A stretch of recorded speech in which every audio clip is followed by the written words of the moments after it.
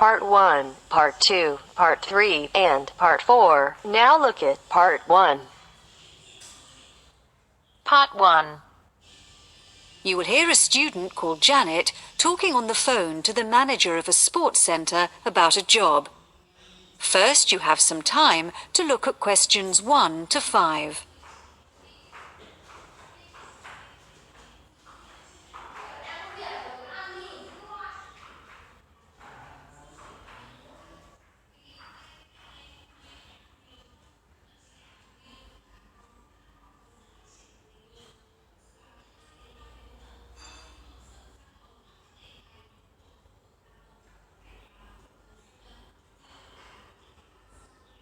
Now we shall begin. You should answer the questions as you listen, because you will not hear the recording a second time. Listen carefully and answer questions 1 to 5. Hello, White Water Sports Centre? Hello, I wanted to inquire about a job at the centre. Right, I'll just put you through to the manager. Hello, Steve Thompson speaking. Hello, my name's Janet Willis. I'm looking for a part-time job and I saw an ad saying that you have some vacancies. I was wondering what sort of people you're looking for. Well, at present, we're looking for a part-time pool attendant. I don't know if you're interested in that. Oh yes, definitely. Okay. Well, have you done this sort of job before? Oh yes, I've spent the last 3 summers working for children's summer camps, so I did a lot of pool supervision. And I'm actually a sports student. Water sports is my special area. Okay. Well, no need to ask if you can swim then. No, I'm certainly not afraid of the water. So what does the job at the pool involve? You'd mainly be responsible for supervising the swimmers. We have to watch them all the time, obviously, in case of accidents. So you'd have regular shifts there. Okay. Then, as well as that, you'd have to look after the equipment that's used by the beginners classes. Right. And would I be involved in teaching them at all? I'd be quite interested in that. Well, they have their own instructor, so that's not really part of the job. The attendance job does involve taking regular water quality tests, but you wouldn't be involved in cleaning the pool or anything like that. Okay. And the ad said you wanted someone just twice a week? Yes, that's right. Can I choose which days? Well, if you'd rung up earlier, you could have done, but I'm afraid it's got to be Mondays and Wednesdays. We got someone for Tuesdays and Thursdays, and the weekends are already fully staffed. Is that going to be a problem for you? No, that should be all right. And the ad said it was evening work, right? Yeah, you start at 6, and the pool closes at 9:30, but you wouldn't get away until 10 by the time you've checked the lockers and changing rooms. Fine. Before you hear the rest of the conversation, you have some time to look at questions 6 to 10.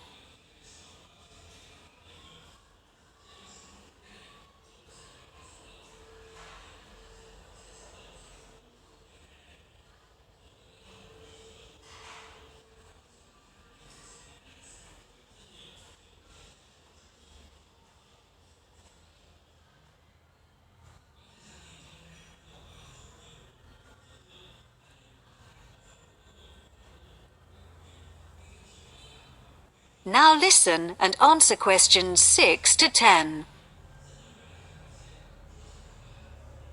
And how much do you pay? The basic hourly rate is $15, but we'd go up to 19 for someone with the right qualifications. Well, I've got life-saving certificates and first aid qualifications. Oh. Well, with that and your experience, you'd probably get the maximum rate then. Obviously, you'd have to come along for an interview if you're interested. Oh, it sounds just the job I'm looking for. Shall we fix a time for the interview now? Okay, it's Janet, isn't it? Yep, Janet Willis. How about Friday morning, Janet? Around 11? Oh, sorry, I have lectures, but I could make the afternoon. 2 p.m.? Fine. And can I just check on where you are? Is it Findon Avenue? No, it's 23 to 27 Farndon Avenue. That's Farndon. It's off Eastgate. East Gate. Fine. I'll look forward to meeting you then. Okay. So if you need to phone me before then, you can get through to me directly on 053 210. Is there anything I need to bring along to the interview? Well, you do need to fill in an application form. I'll put one in the post for you so you can fill that in and bring it along. You don't want me to post it back to you? No.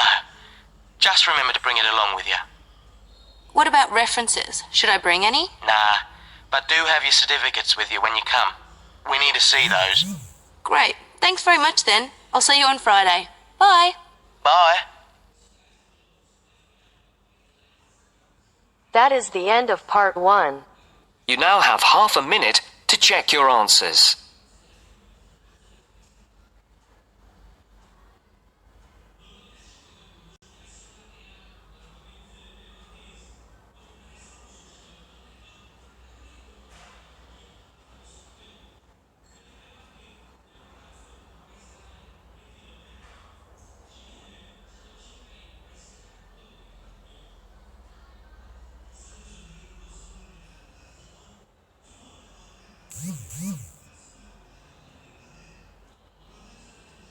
Now turns to part 2. Part 2. First, you have some time to look at questions 11 to 15.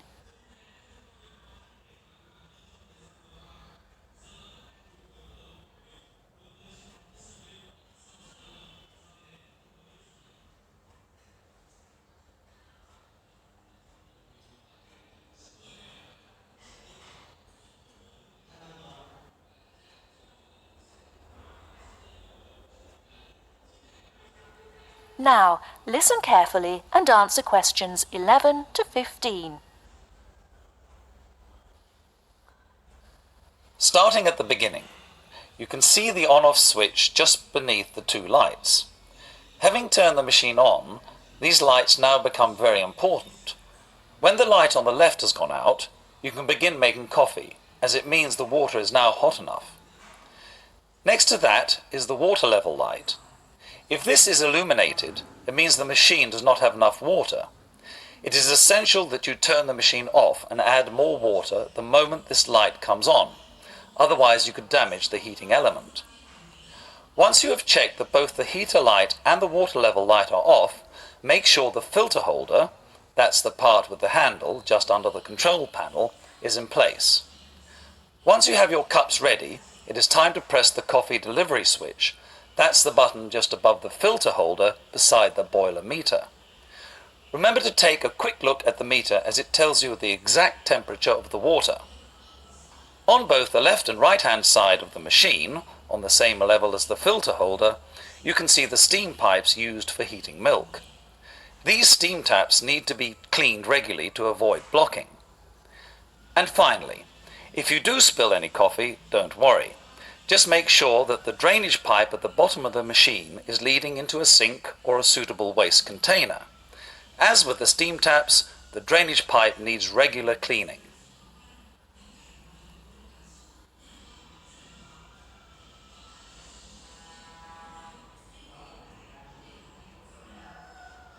Before you hear the rest of the talk, you have some time to look at questions 16 to 20.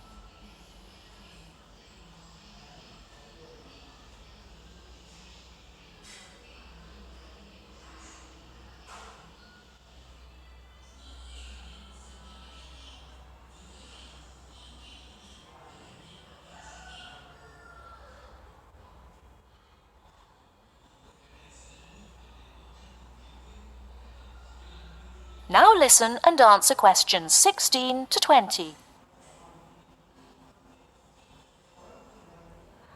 First and most importantly, I'll tell you where you should go from tomorrow for your lectures and classes. The Health Sciences building is on the west side of the campus, opposite the library, beside the History Department. As you are probably aware, there are 6 modules to the course, which will take a year to complete. That's 2 modules each term. In the first module of this term, you will be looking at current laws with regard to health and safety in the workplace. Don't forget that as you progress through the course, you should be building your thesis. This will need to be completed by the end of the year. Coursework will also be credited to your final grade, but the most important part of the course is the thesis. Now, the final thing I want to tell you, and again you should know this, is that there will be a number of guest speakers throughout your course. They will come from a number of different medical backgrounds. but they will all be giving you their views on the relevance of health sciences in their occupations.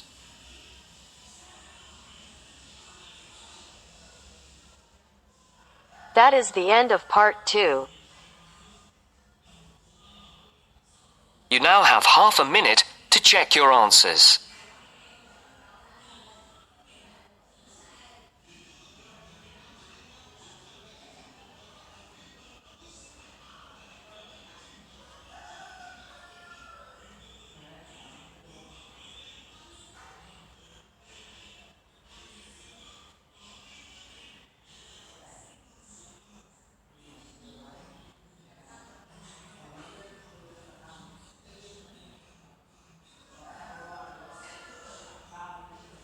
Now turns to part 3.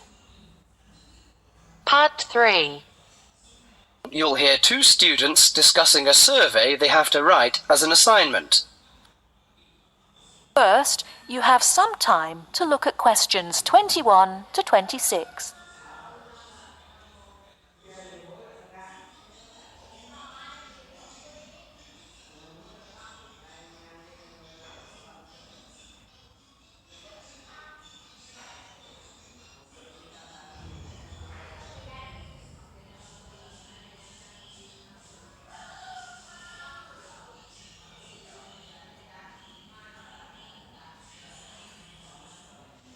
Now listen carefully and answer questions 21 to 26. How is your market research project going, George? Very well, actually, Anna. I've just got the results of the survey back, and so now I have to draw some conclusions from the information I've collected. I'm still writing my questionnaire. In fact, I'm starting to panic, as the project deadline is in 2 weeks, and I don't seem to be making any progress at all. What is your topic? Forms of transportation in the city. What about you? I've been finding out people's attitudes to the amount of violence on television. That's interesting. What do your results show? Well, as I said, I haven't finished writing my conclusions yet, but it seems most people think there is a problem. Unfortunately, there is no real agreement on the action that needs to be taken. Nearly everyone surveyed said that there was too much violence on TV. A lot of people complained that American police serials and Chinese kung fu films are particularly violent. The main objection seems to be that, although a lot of people get shot, stabbed, decapitated and so on, films never show the consequences of this violence. Although people die and get horribly injured, nobody seems to suffer or live with the injuries. Any children watching might take the heroes of these programs as role models and copy their behavior. So, what did most people suggest should be done? A lot of people were concerned about how these films affect children. They are particularly worried that children will try to behave like the stars. The survey shows that violent programs should be broadcast after 10 p.m., when most children are already in bed. There is also a significant minority of people who feel that violent films should be banned altogether. Or how did people feel about the violence on news broadcasts? Most of the responses I have looked at have felt that violence on news broadcasts is more acceptable, as it's real. Although it's unpleasant, it is important to keep in touch with reality. Still, many people thought that it would be better to restrict violent scenes to late viewing.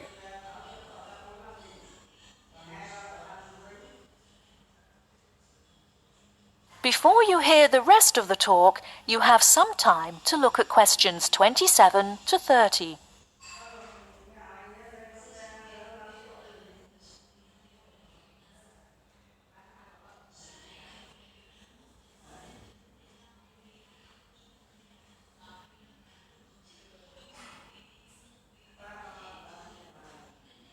Now listen and answer questions 27 to 30.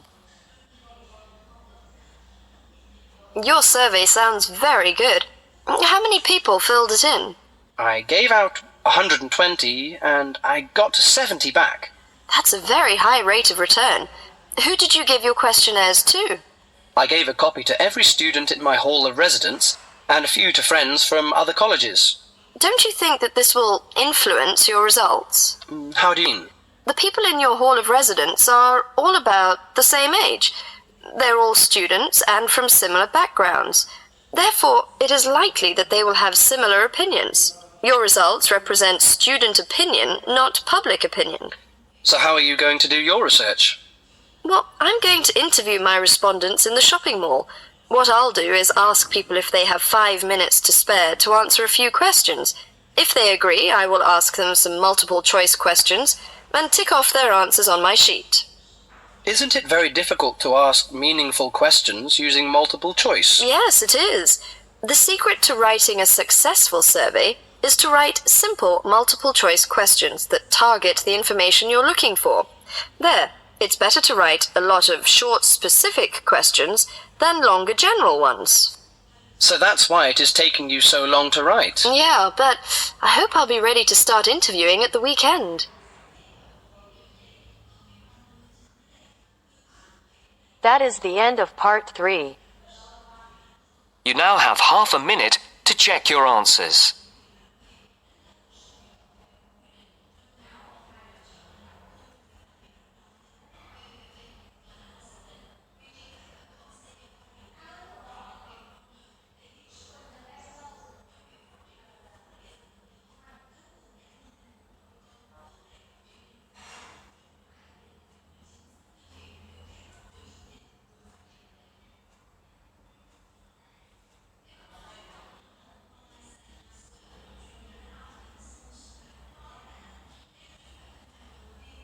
Now turns to part 4. Part 4. You will hear a talk about memory in babies and young children. First, you have some time to look at questions 31 to 40.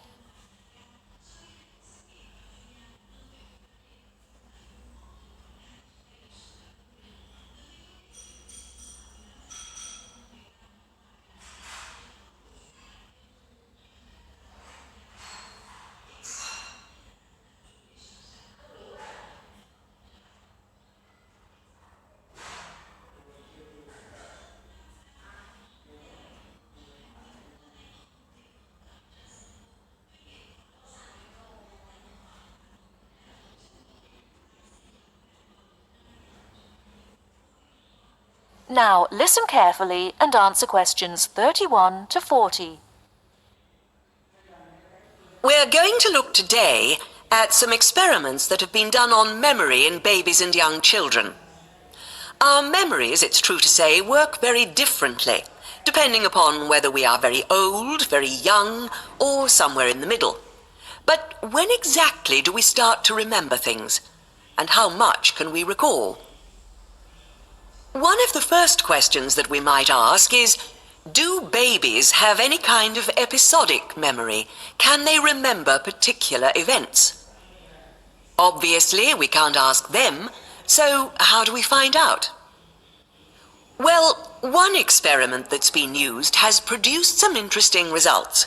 It's quite simple and involves a baby in its cot, a colourful mobile, and a piece of string. It works like this.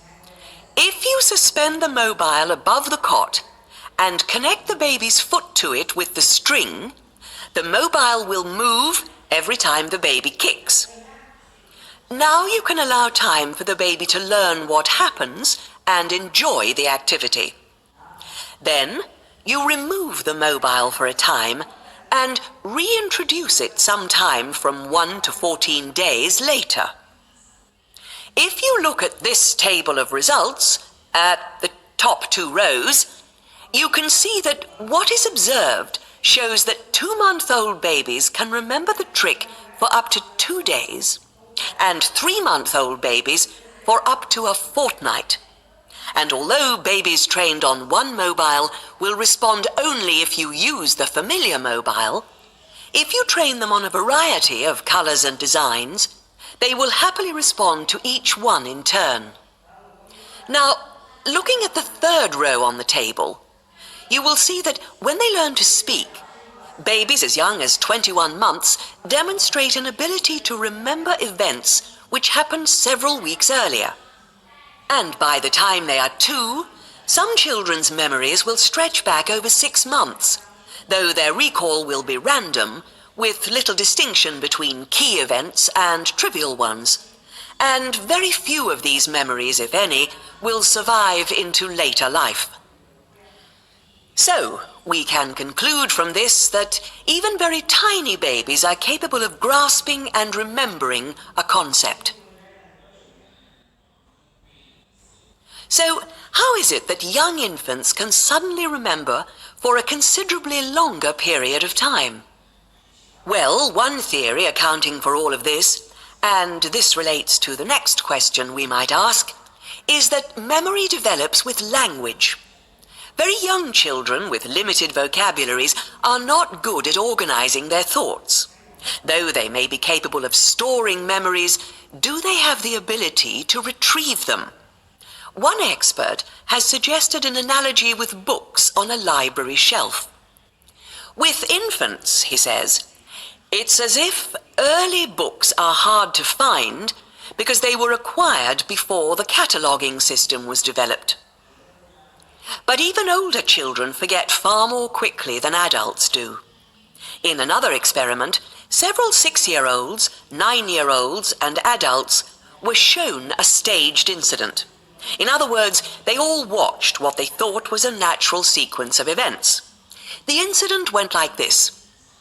A lecture, which they were listening to, was suddenly interrupted by something accidentally overturning. In this case, it was a slide projector. To add a third stage, and make the recall more demanding, this accident was then followed by an argument. In a memory test the following day, the adults and the 9-year-olds scored an average 70%, and the 6-year-olds did only slightly worse. In a retest 5 months later, the pattern was very different. The adults' memory recall hadn't changed, but the 9-year-olds had slipped to less than 60%, and the 6-year-olds could manage little better than 40% recall. In similar experiments with numbers, digits... That is the end of part 4. You now have half a minute to check your answers.